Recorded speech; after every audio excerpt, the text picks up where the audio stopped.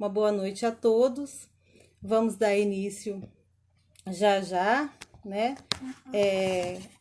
Quem já se lembrou de pegar sua aguinha fluidificada para fluidificar, minha aguinha já está aqui do lado. Ao final a gente faz a prece, fluidifica as águas e nos beneficiamos, né, disso daí.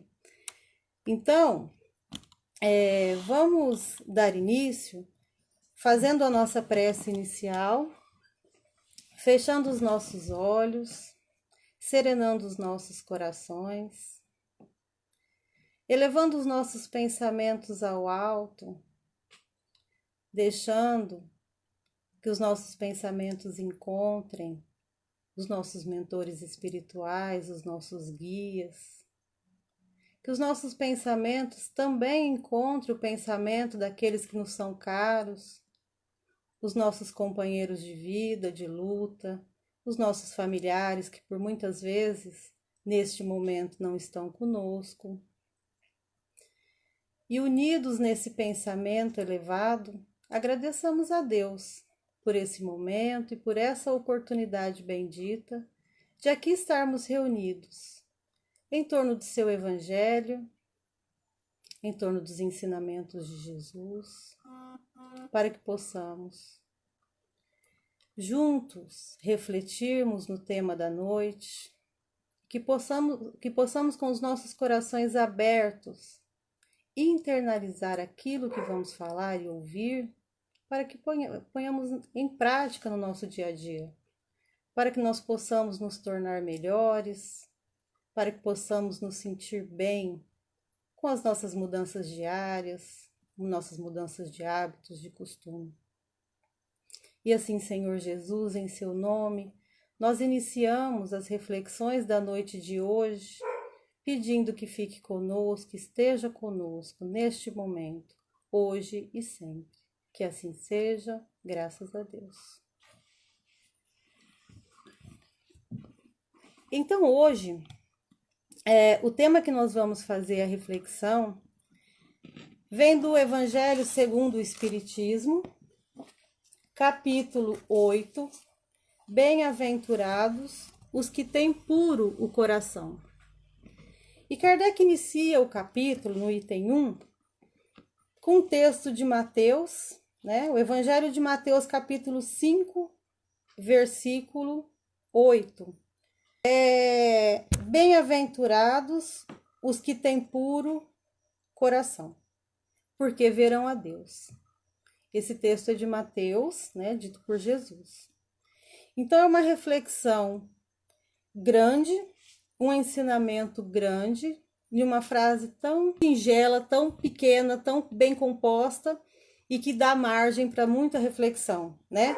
E aí no item 2, Kardec nos traz aqui Marcos, que vai dizer assim: apresentando-lhe então algumas crianças, a fim de que Jesus as tocasse, e como seus discípulos afastassem as crianças, né, rudemente, Jesus, vendo, zangou-se e falou assim: deixai vir a mim as crianças, não as impeçais, pois o reino dos céus é daqueles que se assemelham a ela.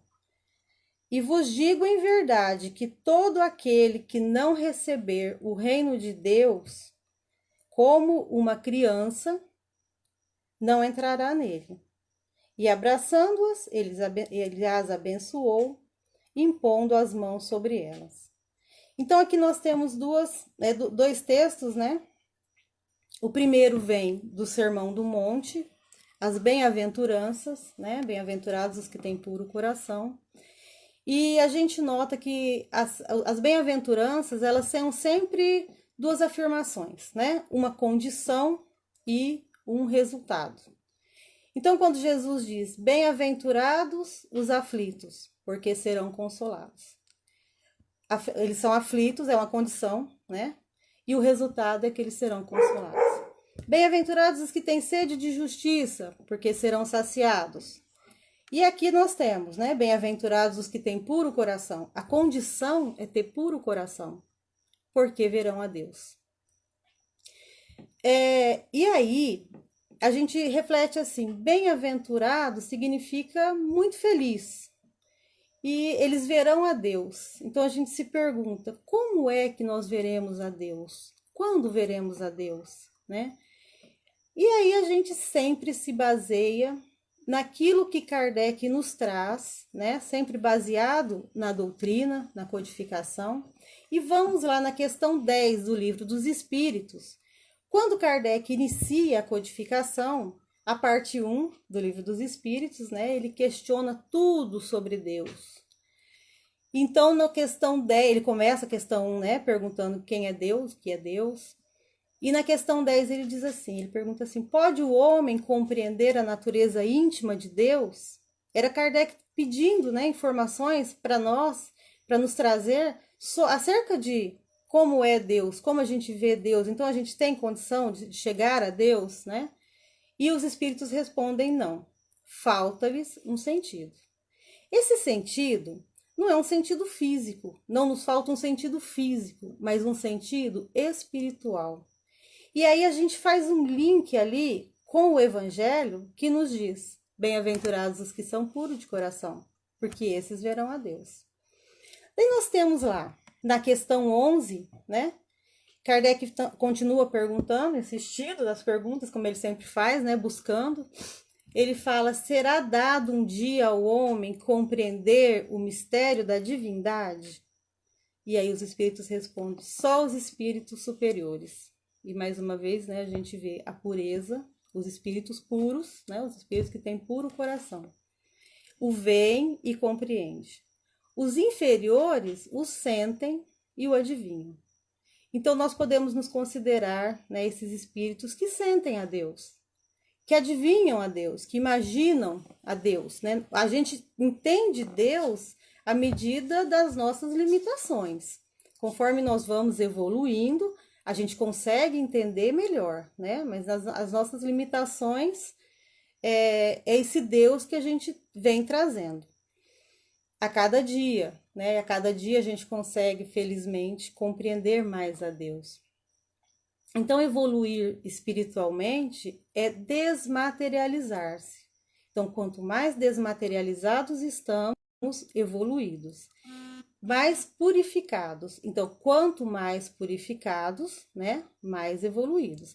Então, mais uma vez, a gente chega à conclusão de que os puros de coração são aqueles que vão ver a Deus.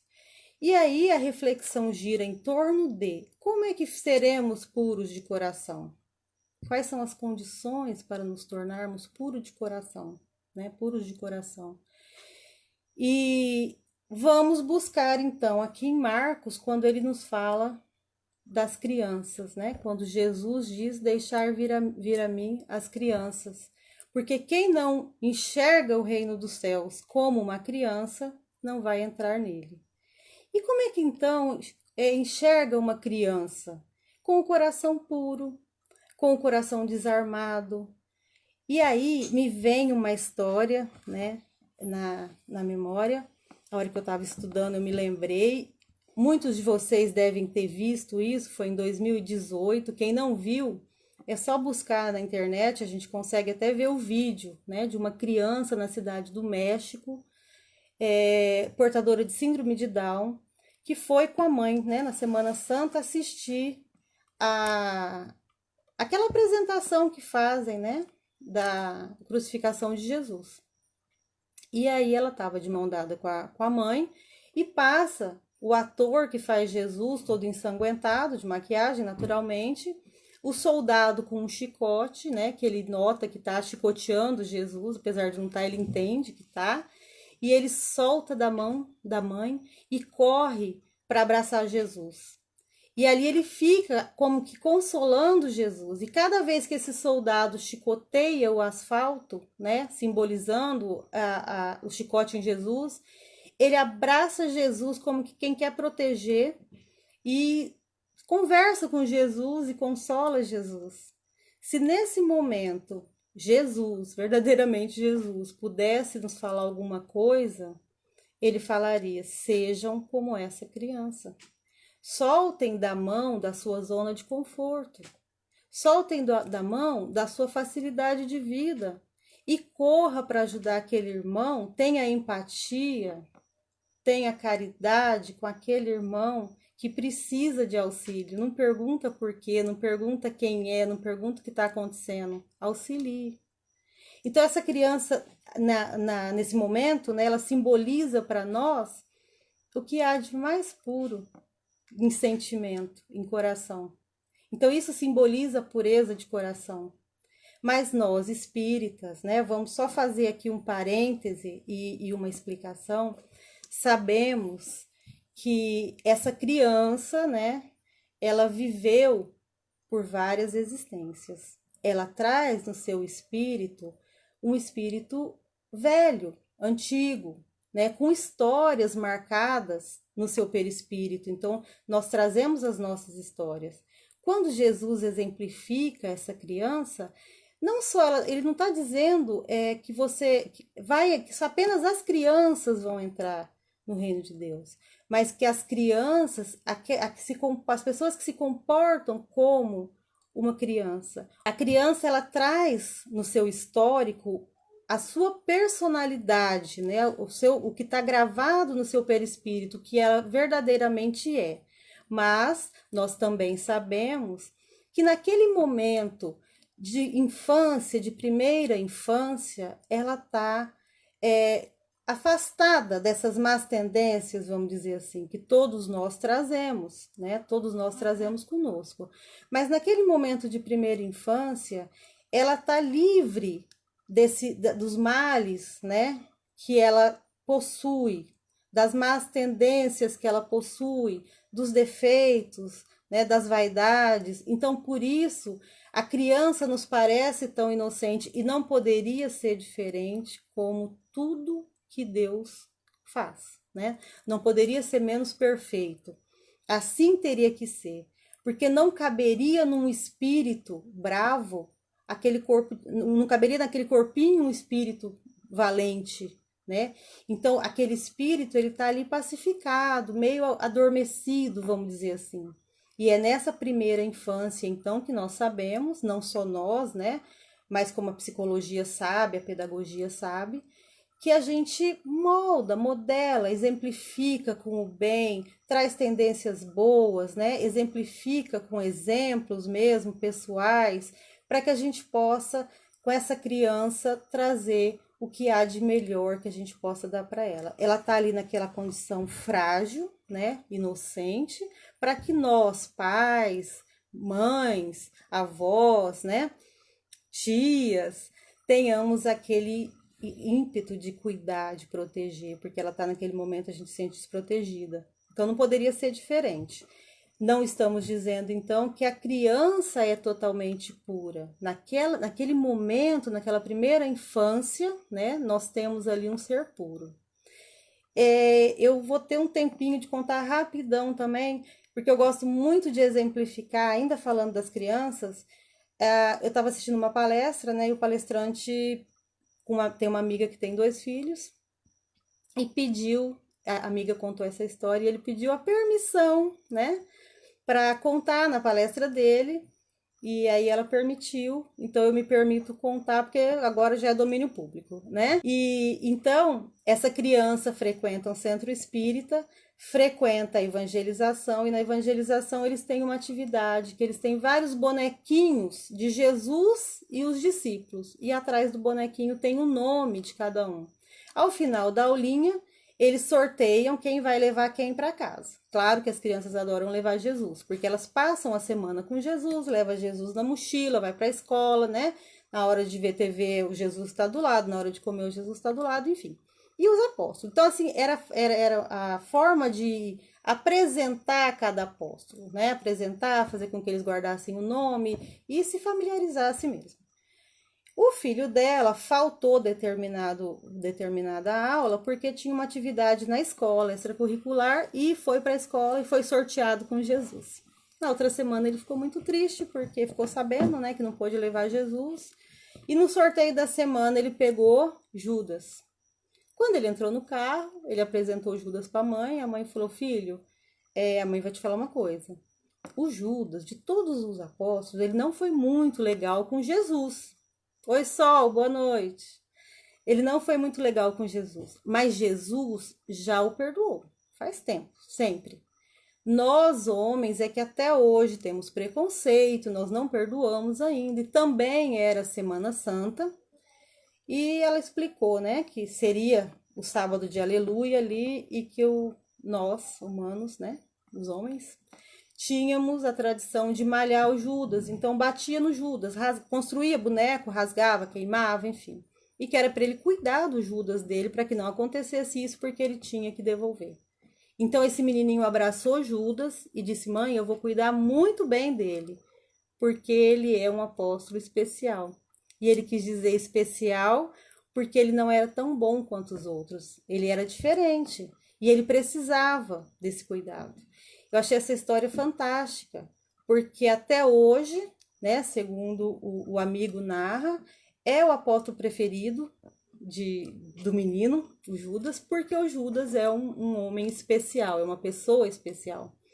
Então, é essa falta que tem na criança, essa falta de maldade, de preconceito, esse instinto que a criança tem de cuidar do pequeno, do animal, do filhotinho, a gente observa tudo isso, né, na criança. Então, quando Jesus nos diz que nós temos que enxergar o céu com o coração puro de uma criança, é disso que a gente está falando. É da falta de preconceito, é de estender a mão sem perguntar por quê, por onde, né? Por que está nessa situação?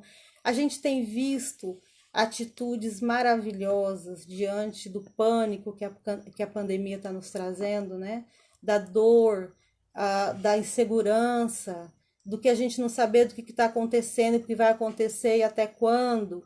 Apesar de tudo isso, a gente tem visto coisas fantásticas de pessoas que têm vontade, sempre tiveram vontade, de repente, de ajudar e não tinham, talvez, a oportunidade, ou porque estava em casa ali mesmo, né, sem muita preocupação de ir atrás, né, esperando alguém bater na porta para pedir ajuda, e de repente as pessoas estão esperneando, literalmente, se virando, indo buscar alimento para distribuir para quem não tem, distribuindo comida na rua para os nossos irmãos moradores. Temos um grupo que está distribuindo comida. Os nossos irmãos moradores de rua, eu acho que eles sabem o que está acontecendo porque eles falam de pandemia, eles estão usando máscara e tudo.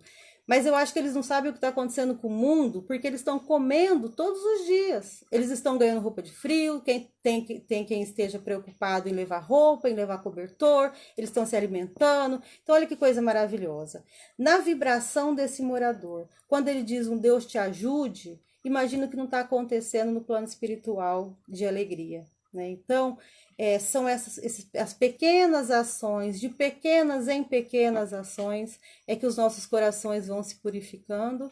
A gente vai contaminando aqueles que estão ao redor, né? Nós vamos contaminando e vamos construindo o nosso próprio céu. Porque o céu é aquele que nós construímos, né? Dentro da nossa cabeça, dentro dos nossos pensamentos, dentro do nosso coração, enfim. Cada um, né, com o seu céu. E nosso Deus, nós também vamos construindo à medida que vamos evoluindo, que vamos nos purificando, até chegarmos a espíritos puros e a verdadeiramente conhecermos a Deus. Eu tenho aqui no item 3 do Evangelho, né, segundo o Espiritismo, a pureza de coração é inseparável da simplicidade e da humildade. Ela exclui todo o pensamento de egoísmo e de orgulho. E é por isso que Jesus toma a criança como símbolo dessa pureza, como a tomou por símbolo de humildade. E aí o Evangelho nos fala, né, essa comparação poderia não parecer justa, considerando que o espírito da criança pode ser muito antigo, é aquilo que a gente falou, né? Mas nós estamos falando da criança ali no comecinho da sua vida, na sua melhor parte, né? Na melhor parte daquele espírito, daquele coração. Depois a gente tem aqui também o item 10, que eu trouxe porque começa no item 8, a verdadeira pureza, e fala de mãos não lavadas, né? Que é a gente dizer que a legítima pureza, ela não é a pureza da aparência ou do exterior. Então, quando a gente diz ter puro o coração, nós não estamos falando de ritos, né? De rituais, de dogmas, de cultos para purificar esse coração, né? A pureza, ela tem que vir verdadeiramente de dentro. E não basta, pois, ter a aparência da pureza. É preciso, acima de tudo, ter a pureza de coração, né? Isso aí é no item 10 também desse mesmo capítulo. Então, aqui no item 10, os judeus, eles vinham sempre questionando a Jesus por que os discípulos não lavavam a mão numa determinada para comer, né? Numa determinada ocasião, por que Jesus se sentou à mesa para jantar e não lavou as mãos? Mas essa cobrança de lavar as mãos era no sentido não de higiene, né? Hoje nós estamos lavando as mãos o dia todo, o tempo todo, e por uma questão de saúde, a gente precisa, né, fazer isso, passar álcool, ter todos os cuidados. Mas nessa ocasião, que esse ritual de lavar as mãos, na verdade, era para se purificar.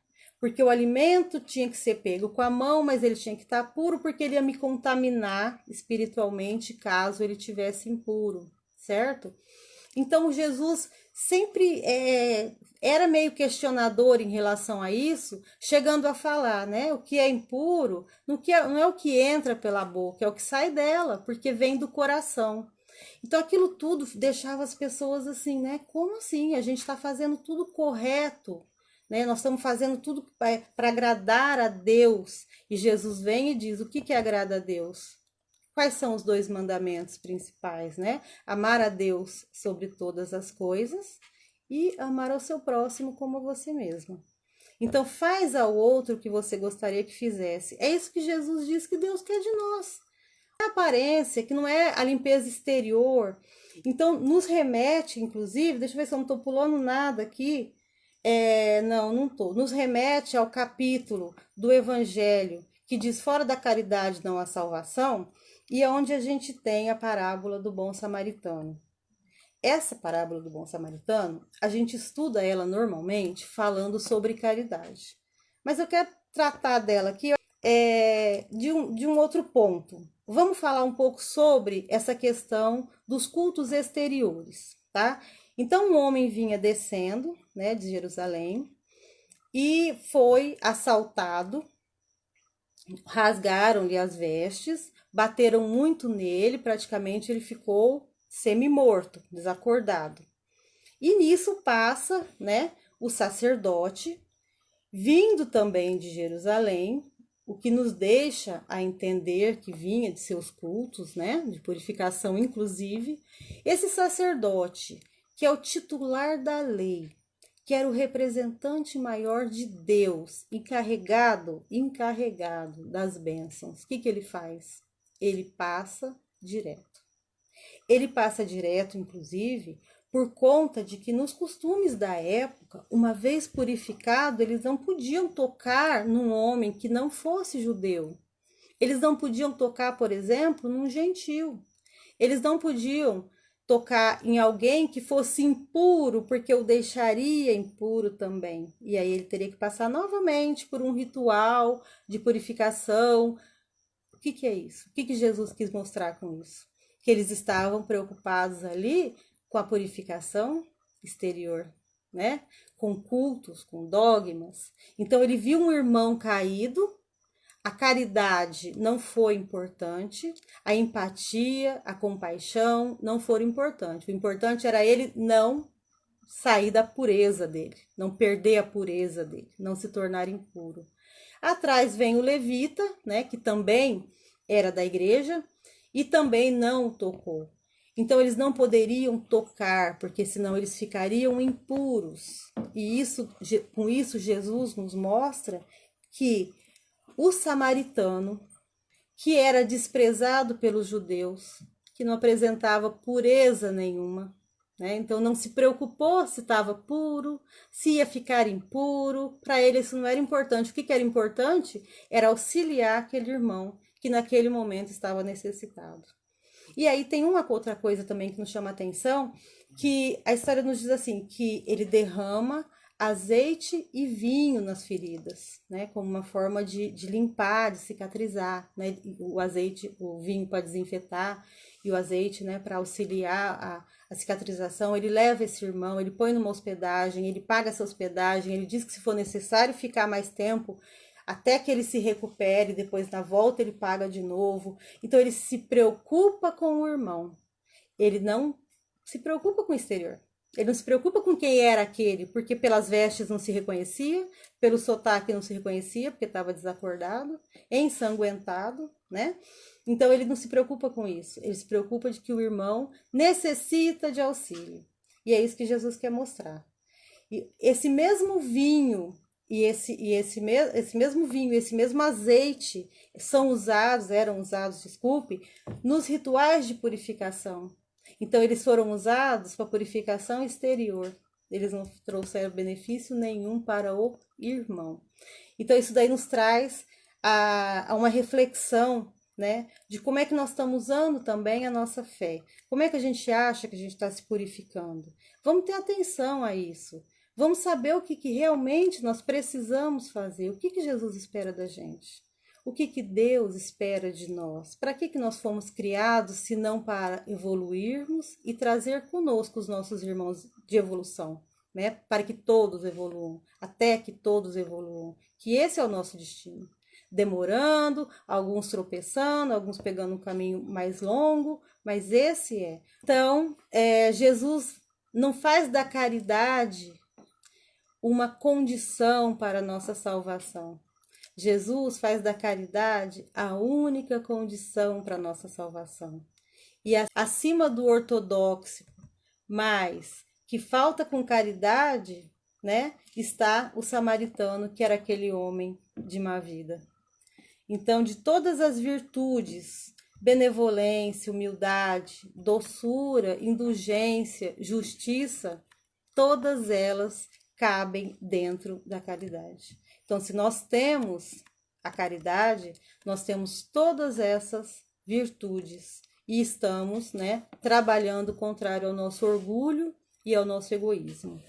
Isso que eu estou lendo agora, né, está no capítulo 15, no item 3, que é uma fala de Kardec, né? O capítulo 15 é esse que a gente está falando, fora da caridade não há salvação. Eu dei um pulinho lá do capítulo que a gente está estudando, né? E para encerrar, eu gostaria de ler. Na verdade, eu não vou ler, não. Eu vou contar a história, tá? São histórias do Chico, né? Do Chico Xavier, que a gente carinhosamente, intimamente chama de Chico. E tá no livro Lindos Casos de Chico Xavier, por Ramiro Gama. E nos conta que certa feita chegaram várias pessoas ao centro espírita, né, de Pedro Leopoldo, pessoas pedindo auxílio para um homem cego que tinha caído de um viaduto. Esse homem cego, ele estava sendo guiado por um homem que estava embriagado, né? Então, o embriagado deve ter perdido o senso de direção, o cego caiu e o embriagado foi embora, né? Então, eles vêm pedir auxílio porque o homem está bem machucado, é cego, não tem família, é morador de rua e tal. E aí, Chico acolhe, né? Leva para o hospital, cuida e leva para casa, arruma um cômodo para colocar ele, né? Deixa ele nesse cômodo e a noite toda passa cuidando dos ferimentos dele, fazendo companhia. Mas Chico precisa de uma pessoa que esteja com ele durante o dia, porque ele estava trabalhando, né? E ele coloca no jornalzinho da cidade pedindo auxílio. E passa-se uma semana e não aparece ninguém, tá? Não aparece. Podia ser de qualquer denominação religiosa, podia ser católico, podia ser espírita, qualquer pessoa de boa vontade que pudesse tomar conta daquele homem, que não tinha ninguém por ele, né? E aí não aparece ninguém, e uma semana depois, no final dessa semana, aparecem duas prostitutas que se oferecem para cuidar com medo, né, de não serem aceitas, eram bem conhecidas na cidade, e Chico as recebe. E todo dia, quando o Chico vai deixar, né, que elas chegam para cuidar e ele vai deixar com elas para ir trabalhar, eles fazem uma prece, conversam e elas vão ficando ali durante um tempo, né? Deixa eu me lembrar quanto tempo que foi que elas cuidaram. Todas as noites as mulheres oravam com Chico. Decorrido um tempo, quando o cego se restabeleceu, eles se reuniram pela derradeira vez. Então eles fizeram a prece agradecendo a Jesus por estarem juntos, né, pela oportunidade de estarem juntos, pela recuperação daquele irmão, e todos choraram emocionados, né? Imagina um momento de luz, né? Então, uma das prostitutas, falou assim: Chico, a prece modificou a nossa vida. Estamos a nos despedir. Nós mudamos para Belo Horizonte, aonde começamos a trabalhar. Uma começou a trabalhar numa tinturaria, a outra começou a trabalhar para fazer um curso de enfermeira e depois, tendo se tornado realmente enfermeira, né, mudou de vida. Essa da tinturaria, infelizmente, pouco tempo depois desencarnou, mas elas mudaram de vida pela prece. E como é que começou a prece? Como os caminhos de Deus são maravilhosos. Por que elas começaram a fazer a prece? Porque elas se dispuseram a sair, né, da zona de conforto delas, porque trabalhavam à noite, descansavam de dia, para cuidar daquele irmão. Que como aquela criança, né, com deficiência, saiu correndo, deixando a mãozinha da mãe, né, para se agarrar a Jesus, sem perguntar nada. Da mesma forma, elas, sem perguntar quem era, por quê, né, se precisava, elas se ofereceram e foram servir a esse irmão. E isso fez com que as suas vibrações mudassem, né? Os seus interesses mudassem, as suas vontades mudassem, a prece começa a fazer parte da vida delas e elas começam a ver que a vida pode ser muito maior do que a que elas conhecem, né? Até então. Então, que a gente fique com essas histórias, né, no nosso íntimo, que a gente possa refletir sobre essas histórias, que a gente possa refletir sobre esse evangelho maravilhoso, que a gente tenha em mente que Jesus é o caminho, Jesus é o nosso exemplo maior. Se fizermos aquilo que Jesus nos orienta, não tem erro. Não é fácil, é para e passo, é dia a dia, né? Ninguém vai sair dessa encarnação santificado, beatificado, não. Mas nós começamos, né? Assim como essas prostitutas, nós começamos do pouco, nós fazemos o pouco, nós auxiliamos o pouco, e a gente vai mudando, nós vamos mudando as nossas vibrações, nós vamos começando a amar mais, porque amar aquele que está próximo não é fácil, muito fácil não, né? A gente sabe que aquele que está próximo dentro de casa e tudo nem é tão fácil assim, mas é fácil querer o bem para quem são os nossos. É fácil querer o bem para quem está próximo da gente, para os nossos filhos, para os nossos pais, para os nossos cônjuges, isso é fácil. Agora, querer o bem da mesma forma, querer o bem-estar, querer que aquela pessoa esteja bem e se interessar pelo bem-estar dela, apesar de não conhecê-la, né? Apesar de não saber a sua história, sem julgamento, isso aí é o caminho que a gente tem que procurar. Então, vamos, nesse momento, né, fazer a fluidificação das nossas águas. Eu gostaria de dizer que é maravilhoso estar aqui. A primeira live que nós tivemos com o nosso irmão Alex, quando eu entrei e o vi falando e comecei a ver as pessoas da nossa casa dando boa noite e senti essas pessoas perto, eu não aguentei. Falei, gente, é maravilhoso estar com vocês. Escrevi lá, né? Maravilhoso, porque a gente sente muita falta, a gente tem sentido muita falta da nossa casa espírita, né? Dos nossos irmãos, dos nossos companheiros. Então é uma forma da gente estar perto. E mais ainda, todas as oportunidades são válidas. Tão válidas que nós não estamos lá, nós sentimos falta de lá. Mas hoje nós temos aqui conectadas pessoas que eu não vejo há muito tempo, né, que eu não encontro na casa espírita. Eu tenho tido a oportunidade de assistir lives de uma amiga da minha cidade de Paranaíba, que era do centro que eu frequentava lá. Então, assim, há mais de 20 anos eu não vejo uma palestra dela, e eu tenho visto toda segunda-feira. Então, que a gente possa também tirar proveito das coisas boas, né? Não só nos entristecermos com as coisas que estão acontecendo de ruim, mas tirar proveito de cada oportunidade boa. Pessoal, mais uma vez, obrigado. Tem um monte de recadinho aqui, né? As pessoas mandando beijo, falando boa noite, agradecendo. Eu é que agradeço a oportunidade de estarmos juntos. Vamos fazer então a fluidificação da nossa água. Quem não está com seu copinho d'água aí, pode imaginar o filtro da tua casa, o bebedouro, a água da geladeira. Pode imaginar, inclusive, a caixa d'água da sua casa, que toda ela pode ser fluidificada. Como diz a Janaína, né? Para que a gente possa aguar nossas plantas com água fluidificada, tomar nosso banho, fazer nossa comida, dar água para os nossos animais, né? Olha que beleza, tá bom? Então vamos fechar os nossos olhos e vamos pedir a nosso Senhor Jesus que permita nesse momento que os espíritos responsáveis pela fluidificação das águas possa colocar em cada uma de nossas águas os fluidos necessários para a nossa regeneração física, para os nossos males espirituais, para as nossas dores morais. Que possamos imaginar agora, inclusive visualizar, cada partícula da água recebendo a medicação necessária para cada um de nós.